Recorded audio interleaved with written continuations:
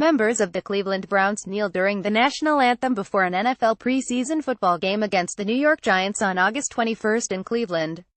Round 20, the week before President Trump decided to make NFL player protests a federal issue, so to speak, there were players on 7 teams who participated in some sort of display during the national anthem.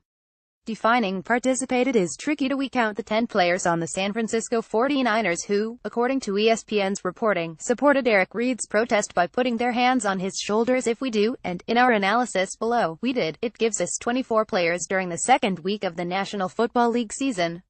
The week prior, it was about the same. Then Trump criticized the protests during a speech in Alabama, following it up with a slew of tweets complaining about them. The next weekend, during NFL Week 3, the NFL protests soared. You can see it on the chart below. Nearly every team had either individual players protesting or some sort of team action, linking arms or kneeling, for example.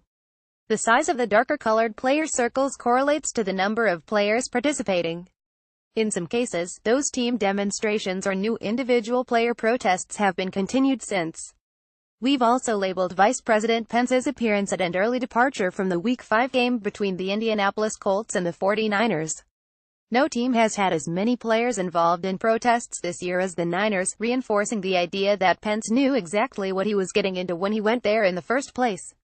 While no week saw quite the same amount of activity as Week 3, the number of team demonstrations and player protests has remained fairly consistent over the past 3 weekends. All of these figures come from ESPN reporting. By the way, links to those reports are at the bottom of this article. Trump's tweets have followed a similar pattern. A big surge in Week 3 and fewer since. The most recent was Monday. Fake news, it was 3 dozen. ESPN reports Week 1, Week 2, Week 3, Week 4, Week 5, Week 6 and Week 7.